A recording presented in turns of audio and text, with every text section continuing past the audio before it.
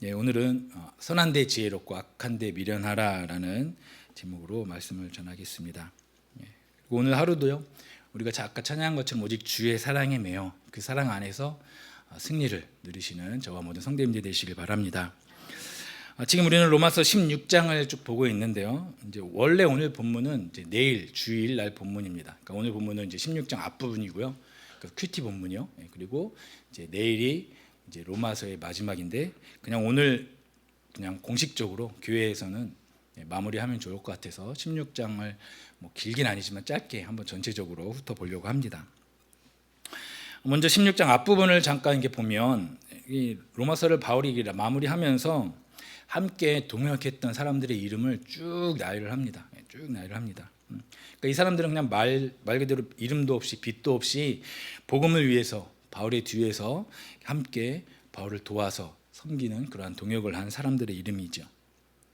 한두 명의 이름이 아니라 30명도 넘는 이름이 16장에는 나오고 있습니다. 이 가운데는 여자의 이름도 나오고요. 또 신분도 다양해서 왕의 후손들, 왕의 자손도 나오고 또 노예에도 나오고 여러 가지 다양한 사람들의 이름이 쭉 다 나오고 있습니다. 그 중에는 우리가 잘 알고 있는 베베, 로마서를 로마로 전달해 준 베베라는 사람의 이름도 나오고요. 사도행전에서 언급되어졌던 고린도 지역에서 바울과 함께 천막을 만드는 일을 하면서 복음을 전했던 누구요? 브리스가와 아굴라의 이름도 오늘 16장에 나오고 있습니다. 특히 이 브리스가와 아굴라를 바울이 소개할 때 어떻게 소개하냐면 그들은 내 목숨을 위하여 자기들의 목까지도 내놓았다. 자기들의 목까지도 목숨도 걸고 나를 도왔다. 지금 이렇게 이야기하고 있습니다. 그만큼 헌신적으로 모든 것을 다 바쳐서 바울의 사역은 곧 하나님의 복음을 전하는 사역이죠. 복음을 위한 그러한 삶을 살고 함께 동역했다라는 것을 이 부분을 통해서도 우리는 알 수 있게 되어집니다. 이 외에도 많은 사람들의 이름이 나옵니다. 그럼 이 이름들이 다 무엇을 이야기하는 것이? 이렇게 많은 이름이 나온 그 이유가 무엇일까요? 무엇을 이야기하는 것일까요? 그것은 바로 하나님의 일, 복음을 위한 일을 함에 있어서 이렇게 다양한 사람들이 함께 동역하고 있다라는 것을 보여준 것입니다. 바울 혼자만의 사역이 아니었다라는 것이죠. 그리고 바로 이것이 이 땅에서의 온전한 교회의 모습이 되어진다라는 것을 우리에게 이야기해 주고 있는 것입니다. 이렇게 다양한 사람들이 다양한 방법으로 서로와의 그 관계 가운데 교회는 세워지고 있고 하나님의 일들이 이루어지며 하나님의 나라가 확장되어지고 있다라는 사실입니다. 사실 교회 안에 사람들 가운데는 서로를 가로막는 벽들이 있죠. 또 성격이 맞지 않을 수도 있습니다. 또 일하는 방식이 완전히 다를 수도 있습니다. 부부끼리도 완전히 다른데요. 그럼에도 불구하고 지금 로마서에서는 계속 무엇을 이야기했습니까? 서로 덕을 세워가면서 교제를 하고 서로 사랑하며 서로를 돌아보아야 한다. 그것이 바로 교회이다. 그리고 이를 통해서 우리의 믿음은 어떻게 해요? 결국에는 성장해 나아갈 것이다. 그것을 이야기했습니다. 그러면 우리가 어떻게 그 일들을 감당할 수 있을까요? 어떻게 그 벽들을, 그 담들을 무너뜨릴 수가 있을까요? 그건 해답은 바로 예수 그리스도이시죠. 이미 예수 그리스도님께서 십자가 위에서 막힌 담을 모두 허무셨다라고 말씀하셨습니다. 그렇기 때문에 그 구원의 은혜로 우리는 그렇게 하나가 되어서 교회와 우리의 믿음을 함께 세워갈 수 있게 되어진다라는 사실입니다. 따라서 우리도 바울과 그의 동역자들과 같이 하나님께서 주신 소명, 하나님께서 주신 사명을 최선을 다해서 열정을 다해서 우리는 감당해야 하는 것이죠. 혼자서는 할 수 없습니다. 그렇게 서로가 깊은 교제 가운데 모든 막힌 담을 허무신 십자가를 의지하며 덕을 세우고 또 주님이 머리 대신 교회를 온전히 세워나가실 수 있는 모든 성도님들이 되시기를 바랍니다. 그리고 그게 어제까지의 말씀이었고요. 오늘 본문이 이제 나오는데요. 이제 편지의 마지막 단락 중에서 네 번째 단락이 시작되어집니다. 어떻게 보면 진짜 마지막이라고 할 수 있는데요. 이제 마지막 통상적으로 모든 편지 끝에는 바울이 인사를 하지 않습니까? 그러한 통상적으로 인사를 하기 전에 바울은 한 가지 중요한 권면을 하게 되어집니다. 그것이 바로 이제 거짓 교사 이단에 대한 권면을 마지막으로 다시 한번 이 바울은 권면하고 있습니다. 너희를 권하노니라고 시작한 게 이제 12장 1절이었거든요. 근데 오늘 17절에도 보니까요, 또 이렇게 이야기합니다. 형제들아, 내가 너희를 권하노니. 다시 한번 권하고 있습니다. 너희가 배운 교훈을 거슬러 분쟁을 일으키거나 거치게 하는 자들을 살피고 그들에게서 떠나라 라고 하면서 이야기를 합니다. 무엇을 권하고 있습니까? 교훈을 거스르는 사람들을 살피고 그들에게서 떠나라 라고 권합니다. 여기서 말하는 교훈을 거스린다고 했는데, 이 교훈이라는 것은 우리가 로마서에서 계속해서 살펴본 바로 이 이신칭의의 복음을 이야기합니다. 믿음으로 얻는 구원. 하나님의 주권적인 선택에 의한 믿음으로 구원을 얻는다는 이 복음의 진리를 인정하지 않고요, 아니면 인정을 하지만 더 무엇을 덧붙여야 된다라고 하는 사람들로 인해서 분열이 일어나게 되어지는데요, 분쟁이 일어나게 되어지는데요, 그러한 사람들을 피하고 살피고 떠나라, 그들에게서 멀리하라, 지금 이렇게 이야기를 하고 있습니다. 이 당시에는 두 가지 분류의 거짓 교사들이 있었습니다. 완전히 이제 극과 극에 있는 사람들인데요, 순수한 이제 복음의 교훈을 거스르는 무리들이 있었는데, 처음에는 먼저는 무율법주의자들입니다. 무율법주의자들. 이제 복음의 자유를 잘못 해석한 것이죠. 그래서 도덕적으로 방종의 삶을 살아가는 사람들, 그 사람들을 무율법주의자들이다라고 이야기합니다. 그러니까 믿으면 구원을 얻는다. 바울이 믿으면 구원을 얻는다고 했다. 믿기만 하면 된다. 그러니까 율법을 지키지 않아도 된다. 그러니까 삶은 어떻게 살든지 믿음만 있으면 구원을 얻는다. 그렇게 생각해서 그렇게 해석을 해서 삶 가운데 막 살아가는 겁니다. 그런 사람들을 지금 무율법주의자라고 이야기하는 것이죠. 그리고 다른 한편에 서 있는 사람들은 완전히 반대로 율법주의자들이었습니다. 율법주의자들. 율법에서 말하는 먹는 것, 또 절기, 우리 계속해서 로마서 앞에서 이야기했던 거예요. 이미 먹는 것, 율법, 절기 이런 것들을 걸고 넘어지면서 유대교하고 기독교를 어느 정도 이제 혼합해서 짬뽕하려고 하는 그런 사람들이 바로 이 율법주의자들이었습니다. 로마서에서 이제 바울이 말하는 거짓 교사들이라고 하면 보통 이 율법주의자들이라고 보시면 됩니다. 그런데 이 두 부류의 사람들이 있는 곳에서 공통적으로 일어나는 일들이 있는데요, 무엇인가 하면 교회를 분열시키는 일이 일어납니다. 그리고 믿음이 연약한 자들에게 믿음이 성장하지 못하도록 거치는 장애물이 되어지는 일들이 바로 이 거짓 교사들이 있는 곳에서는 일어나고 있었다라는 것이죠. 그래서 바울은 이 사람들을 보면서 교훈을 거슬러 분쟁을 일으키고 거치게 하는 자들이다라고 이렇게 이야기한 것입니다. 오늘날 이 거짓 교사들은 이단을 이야기하는 것이죠. 오늘날에 보면 아시는 것처럼 오늘날 이단 대표적으로 신천지, 통일교, JMS, 근래에는 우리 뉴스에도 많이 나오는 것 같아요. 그런 이단들이 대표적이라고 할 수 있는 것이죠. 근데 정말 무서운 것은 이 이단이라고 하는 것은 그냥 아무것도 모르거나 아니면은 성도가 아닌 사람들을 그들에게 데려가는 것이 아니라 어느 정도 말씀이나 신앙생활에 열정이 있는 사람들, 어느 정도 이렇게 성숙한 사람들을 미혹하고 끌고 가는 것이 바로 이 이단이라는 것입니다. 제가 한국에서 있었던 교회에서도 이런 일들이 있었죠. 정말 전혀 그럴지 않은 것 같았던, 그냥 항상 말씀에 의해서 어떤 갈급함이 있고 배우려고 하고, 그러한 어떤 차분한 집사님이 계셨는데 어느 순간 교회에서 안 보이더라고요. 근데 나중에 들리는 소리를 들어보니까 신천지로 가셔서 거기서 성경 공부하고 계시다라는 이야기를 듣고 정말 놀란 적이 있습니다. 이뿐만이 아니라 이렇게 빼가는 것뿐만이 아니라 요즘에는 이제 들어오죠. 교회 안으로 들어와서 교회를 완전히 분열시키고 뒤집어 놓고 어렵게 만들고 교회를 깨지게 만드는 그러한 이야기도 아마 많이 들어보셨을 것입니다. 그래서 요즘에는 우스개 이야기로 그런 이야기도 있더라고요. 우리 교회에서 특공대처럼 그런 이단으로 들어가서 그 사람들을 빼오자, 반대로 그렇게까지 또 이야기는 하는 사람들도 있더라고요. 그래서 어떻게 보면 그것도 참 큰일일 수도 있겠다라는, 근데 과연 그들이 넘어올까 그런 생각도 했는데, 아무튼 그렇게까지 지금 나아가고 있는 시대라는 것이죠.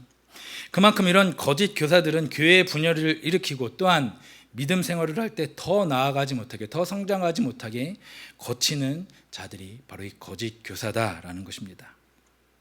그래서 바울은 주위에서 살피고 멀리하고 떠나라 이렇게 권면을 하고 있는 것입니다. 언제요? 이 마지막 로마서를 마무리하면서 다시 한번 권면하고 있습니다. 18절에 구체적으로 그 이야기를 하는 것이죠. 이 같은 자들은 우리 주 그리스도를 섬기지 아니하고 다만 자기들의 배만 섬기나니 교활한 말과 아첨하는 말로 순진한 자들의 마음을 미혹하느니라. 바로 이런 사람들이라는 것입니다. 거짓 교사들은 그리스도를 이야기하는 것으로부터 시작을 하겠지만 결국에는 무엇입니까? 그들이 섬기는 것은 그들의 배, 자신들의 이익만을 섬기고 그것만을 위하는 사람이 거짓 교사들이다라고 분명하게 이야기하고 있습니다. 그래서 우리도 교회 다니는 것 중요합니다. 매주 교회 나와서 예배드리는 것 중요합니다. 그러나 더 중요한 것은 무엇입니까? 교회에서 이야기하는 복음에 대해서 분명하고 확실하게 우리는 알아야 합니다. 어떻게 해요? 우리가 지금까지 로마서를 봐온 것처럼 그렇게 알면 됩니다.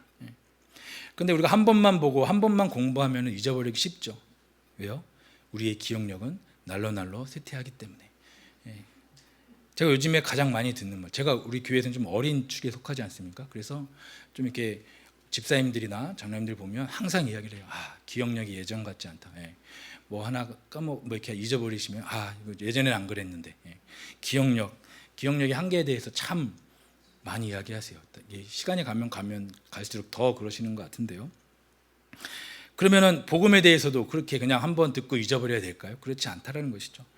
바울이 15장에서도 이야기했어요. 로마서를 기록한 목적이 바로 무엇인지 분명하게 이야기했는데요. 15장 15절에 보면 이렇게 나옵니다. 그러나 내가 너희로 다시 생각나게 하려고 하나님께서 내게 주신 은혜로 말미암아 더욱 담대히 대략 너희에게 썼노니. 로마서를 기록한 이유가 그거라는 것이죠. 다시 생각나게 하려고. 복음에 대해서 새롭게 해석한 것을 알려주는 것이 아니라 알고 있는 것을 다시 리마인드하기 위해서 썼다라고 합니다. 왜요? 바울도 알고 있습니다. 우리의 기억력을 알고 있기 때문에 다시 이 로마서를 통해서 복음에 대해서 리프레시하고 리마인드해라. 그것을 이야기한 것입니다. 따라서 오늘 이 아침에 나와서 예배드리는 성도님들은 다른 것은 그렇다고 해도 다른 것은 잊어버려도 상관없습니다. 안경이 어디에 있는지, 핸드폰을 냉장고에 두었는지 상관없습니다. 상관없진 않죠. 중요하죠. 그러나 그것보다 우리는 이 복음에 대해서만큼은 분명하고 확실하게 알 수 있기를 바랍니다. 그래서 누구하고라도 이야기할 때 이 복음에 대해서만큼은 어느 정도는 이야기할 수 있어야겠죠. 그냥 한마디 하고 딱 복음 끝이 아니라 어느 정도 10분 이상은 우리가 복음에 대해서 이렇게 이야기할 수 있고 설명할 수 있는, 바울이 이렇게 이야기했대, 믿음으로 구원을 얻는 것이대, 이러한 이야기를 좀 이렇게 더 깊이 할 수 있는 그러한 실력을 겸비한 우리 모든 성도님들이 되시기를 바랍니다. 그러기 위해서 계속해서 말씀에 대한 훈련, 공부가 꾸준히 필요하겠죠. 그럴 때 우리는 그러한 거짓 교사들의 말들을 분별하게 되어질 줄 믿습니다. 그렇게 항상 말씀을 가까이 함으로 올바른 복음을 지켜가며 분열이 아니라 하나됨을, 그리고 거치는 것이 아니라 연약한 자들을 돌아볼 수 있는 그러한 하나님의 교회를 바르게 세워가시는 저와 여러분들이 되어지시기를 바랍니다. 계속해서 본문을 보시면 이제 바울은 거짓 교사들에 대한 권면을 마지막으로 했죠.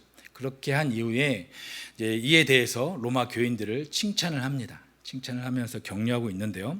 19절입니다. 우리가 잘 아는 말씀이죠. 너희의 순종함이 모든 사람에게 들리는지라. 그러므로 내가 너희로 말미암아 기뻐하노니 너희가 선한 데 지혜롭고 악한 데 미련하기를 원하노라. 저는 16장 19절 이 말씀을 보면 옛날에 제가 중고등학교 때인 것 같은데요. 참 쇼킹한 찬양이 하나 나왔어요. 그때는 그때 20년도 훨씬 전이죠. 그때 약간 랩처럼 해서 나온 있는데 로맨 16, 19, 로맨 16, 19, 선한 데는 지혜롭고 이렇게 하는 참 그게 딱 나왔는데 오늘 이렇게 딱 보니까 그 노래가 확 생각나더라고요. 그래서 같이 할까 생각했는데 다 그런 반응이 나오실 줄 알아서 했잖아요 방금. 그래서 들어보시고요. 오래된 찬양이긴 해요. 그런데 참 그때 쇼킹하게 들었던, 그래도 더 이 선한 데는 지혜롭고 악한 데는 미련하라, 이 단어가, 이 글이, 말씀이 확 더 마음에 와닿았던 것 같아요. 로마 교회는 특별히 순종을 잘했던 교회였던 것 같아요. 그래서 순종함이 모든 사람에게 들리는지라 이렇게 이야기하죠. 알고 그냥 끝난 것이 아니라 아는 것을 순종함으로 행함이 있는 그런 믿음이 있었던 교회가 바로 이 로마 교회였다라는 것이죠. 그렇게 바울은 그들의 믿음을 기뻐하면서 선한 데 지혜롭고 악한 데는 미련하기를 원한다라고 이야기를 하고 있습니다. 참 중요한 것이죠. 어떻게 보면 로마서 전체를 쫙 한 문장으로 줄이면 선한 데는 지혜롭고 악한 데는 미련하라, 이거라고 할 수 있을 것 같습니다. 오늘 우리에게도 주님은 동일하게 말씀하십니다. 선한 데는 지혜롭고 악한 데는 어떻게 해요? 미련하라. 하나님의 백성인 성도라면 선한 것이 무엇이죠? 곧 그리스도의 복음이죠. 그리스도의 복음에 대해서는 지혜로워야 합니다. 여기서 지혜롭다라는 것은 무엇을 의미하는 것일까요? 복음에 대해서 더 많이 아는 것, 복음에 대해서 잘 아는 것, 물론 그것도 맞습니다. 그러나 더 깊은 의미는 바로 그 복음이 얼마나 소중한 것인지를 아는 것, 그것이 바로 지혜로운 것이죠. 따라서 성도는 복음을 위하고 복음을 따라 사는 것, 즉 말씀을 따라 산다는 것이 얼마나 소중하고 귀한 것인가를 분명히 알아야 한다는 것입니다. 그것이 선한 데는 지혜로운 것이다. 그리고 반대로 이야기하죠. 악한 데는 어떻게 해요? 미련하라. 미련하다라는 것은 그냥 몰라도 된다는 의미입니다. 꼭 뭐를 알아서 그것을 피하라가 아니라 몰라도 된다. 세상에서는 어떻습니까? 많이 알면 알수록, 어떤 잡다한 것을 알면 알수록 우리가 사는 데 많은 도움이 되겠죠. 그러나 영적으로 볼 때는 악한 것에 대해서만큼은 미련해도 괜찮다, 몰라도 된다, 악한 데는 미련하라 이야기하는 것입니다. 그러니까 우리나라에서도 많이 아는 말 중에 이런 말이 있죠. 아는 게 병이고 모르는 게 약이다. 이 말이 바로 이 로마서에서 비롯되어졌다 라고 제 말로 생각해 봤어요. 근거 없습니다. 어디 가서 그렇게 이야기하지 마세요. 큰일 납니다. 그런 것 같아요. 아는 게 병이고 모르는 게 약이다. 무엇에 대해서? 악에 대해서. 악한 것은 모르는 게 약일 수 있다. 그런데요, 정말 이 악한데 미련하라라는 게 말은 쉽지만 우리가 삶의 현장에서 그렇게 한다는 것은 쉽지 않습니다. 어떻게 보면 이 악한데 미련함을 통해서 우리가 조롱거리가 되어줄 수도 있고요, 어리석은 자라고 치부되어질 수가 있다는 것입니다. 어떤 때는 자신의 이익을 포기해야 되는 일일 수 있고, 눈앞에 보이는 뻔한 쉬운 길이 있음에도 불구하고 어렵게 돌아가야 하는 그러한 일도 있을 수 있기 때문에 세상에서는 인정받지 못할 수 있습니다. 그래서 이 악한데 미련하라라는 것이 쉽지 않은 것이 사실입니다. 그러나 분명히 우리가 알아야 될 것은, 그렇게 악한 세상에서 미련하다는 소리를 듣는 것이 우리가 신앙생활을 잘하고 있다라는 증거임을 믿으실 수 있는 저와 여러분들이 되시길 바랍니다. 그리고 분명한 것은 하나님이 그냥 대책 없이 미련하라 그리고 끝이 아니라는 것이죠. 하나님은 그냥 미련하라고만 하시는 분은 아니십니다. 바울도 그런 성도들의 어떤 걱정을 알았는지 20절에서 하나님이 어떤 분이신지를 언급해 주고 있습니다. 정말 바울은 친절하게 우리의 모든 질문까지도 알고 답을 해주고 있습니다. 20절 말씀입니다. 평강의 하나님께서, 딱 말하죠. 평강의 하나님께서 속히 사탄을 너희 발 아래에서 상하게 하시리라. 우리 주 예수의 은혜가 너희에게 있을지어다. 하나님은 무슨 하나님이요? 평강의 하나님이라고 이야기합니다. 악한데 미련함을 통해서 뭔가 내 안에 불안하고 뭔가 뒤처지는 것 같고 뭔가 내가 조롱거리가 된 것 같지만, 하나님의 평강이 우리를 지켜주고 또 그 평강을 우리에게 허락하심을 유지시켜 주신다라는 사실입니다. 그리고 사단을 우리의 발 아래에 굴복시키는 분이 바로 하나님이시다. 따라서 우리는 선한 데는 미련하고 악한 데는 지혜롭지 않기 위해서, 뭔가 이상한가요? 선한 데는 어떻게 해요? 지혜롭고, 악한 데는 미련하고. 반대로 하면 안 된다는 거예요. 선한 데는 미련하게 하고 악한 데는 지혜롭게 하는 그러한 삶이 아니라, 선한 데는 지혜롭고 악한 것에는 미련하는, 그렇게 살 수 있는 우리의 마음을 항상 점검할 필요가 있다라는 것입니다. 다시 한번요. 선한 데는, 악한 데는, 누구의 말씀이에요? 하나님의 말씀이에요. 저의 말이 아니에요. 반대로 하시면 안 돼요. 그런데 지금까지 말씀을, 그렇게 우리가 지금까지 말씀 한번 쭉 정리해 보면 이렇게 할 수 있을 것 같아요. 우리가 거짓 교훈을 잘 분별하며 선한 데는 지혜롭고 악한 데 미련한 삶을 살아내려고 애쓸 때 하나님의 그 평강이, 하나님께서 주시는 그 평강이 그 평강을 절대 잃어버리지 않을 것이다 라고 정리해 볼 수 있을 것 같습니다. 믿으십니까? 이 참 평강, 하나님께서 주시는 참 평강을 날마다 경험하며 더욱더 선한데 지혜로울 수 있는 저와 우리 모든 성도님들이 되시기를 바랍니다. 그리고 이어서 쭉 보시면 21절 22절에서는 이제 바울이 앞에서 이야기하다가 잠깐 끊었던 함께한 동역자들의 이름을 다시 이야기합니다. 그러니까 중간에 잠깐 선한데 지혜로워야 한다, 거짓 교사를 조심해야 된다라고 이야기한 다음에 다시 그 동역자들의 이름을 쭉 이어나가고 있다라는 것이죠. 그리고 첫 번째로 나오는 인물이 디모데입니다. 디모데후서에서 바울은 디모데를 믿음으로 낳은 아들이다라고 이야기했습니다. 그만큼 아끼고 있는 디모데의 이름을 이야기합니다. 그리고 누기오, 야손, 소시바더라고 친척이라고 소개한 사람의 이름도 나오는데요. 진짜 이 친척은 아니었고요. 그냥 가족과 같은 가까운 사이를 이야기한 것 같습니다. 그래서 누기오가 누구인가 이렇게 반드시 성경에는 나오지 않아요. 처음이 나오는 이름이라서 확실하게 누구인지는 모르고요. 야손이라고 하면 사도행전 데살로니가 교회에서 헌신된 일꾼이라고 했더니 야손. 그리고 소시바더는 베레아 사람, 브로의 아들 소바더와 같은 인물로 이야기하고 있습니다. 그만큼 이 많은 사람들이 있었다라는 것이죠. 그리고 23절에서는 바울과 또 교회를 돌봐주었던 사람들의 이름이 언급되어집니다. 참고로 이 바울이 로마서를 어디에서 쓰고 있는지 아세요? 지금 어디에서 이 로마서를 썼을까요? 고린도. 고린도 교회에서 지금 로마서를 쓰고 있습니다. 그래서 그 고린도에서 거처를 마련해주고 돌봐준 가이오의 이름도 나오고요. 또 고린도성의 재무장관이었던 이 에라스도의 이름도 나오고요. 또 항상 바울을 보살펴준 구아도도 그 이름이 나오고 있습니다. 다 고린도 지역. 또 고린도 지역뿐만이 아니겠죠. 바울이 옮겨 다니던 그 지역마다 이렇게 바울을 돕는 사람들이 많이 있었다라는 것입니다. 복음에 견고하게 서서 사도 바울과 함께 복음을 위하고 또 복음을 전하는 일에 섬겼던 귀한 이름이라는 것이죠. 저는 이 이름을 보면서 정말 이 사람들의 이름, 이렇게 바울이 한 명 한 명 이름 적은 이름이 지금 2000년도 넘게 계속해서 언급되어지고 있고 우리가 읽어가고 있다라는 그런 인물들의 이름을 보면서 정말 대단한 일이다, 어떻게 보면 가문의 영광일 수도 있다, 그렇게 생각이 들었습니다. 그러나 이와는 비교할 수 없는 책에 우리의 이름이 기록되어져 있죠. 바로 하늘나라의 생명책에는 저와 여러분들의 이름이 기록되어 있을 줄 믿습니다. 어떻게 기록되었을지 좀 궁금하지 않으세요? 지금은 여기 누가 누구 성으로서 나를 어떻게 도와준 이렇게 바울이 이야기했잖아요. 우리는 어떻게 그냥 이름만 딱딱딱 그렇게 적혀져 있을까요?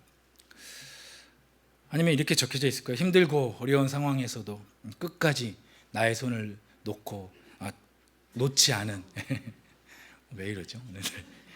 끝까지 나의 손을 놓지 않은 성도 누구 이렇게 기록되어지지 않을까요? 그렇게 기록되어지면 정말 좋을 것 같습니다. 우리 모든 성도님들도 그렇게 끝까지 승리하고 온 성도 누구 이렇게 이름이 기록되어지는 그것을 소망하고 바라보는 저와 여러분들이 되어지시기를 바랍니다. 이어서 바로는 25절부터 이제 진짜 마지막입니다. 25절부터 마지막까지 하나님을 찬양합니다. 그렇게 이 마지막 인사가 하나님을 찬양하는 거예요. 어떤 찬양입니까? 복음은 영세전부터 감춰졌다가 이제 나타내신 신비이다. 복음은 하나님의 신비이다. 하나님의 구원 계획은 감추어진 신비다라고 찬양을 합니다. 그리고 이 복음의 비밀, 이 신비는 바로 누구이십니까? 예수 그리스도이시다. 그리고 이 비밀은 2000년이 지난 지금도 아직 믿지 않는 자들에게는 감추어진 비밀로 되어 있는 것이죠. 그렇기 때문에 오늘 우리가 믿음을 갖게 된 것은 하나님께서 그 비밀을 우리에게 알려주셨기 때문이다라는 것입니다. 그것이 무엇입니까? 하나님의 주권 가운데 주신 믿음. 이렇게 우리에게 복음의 신비를 베푸신 하나님은 우리를 어떻게 해요?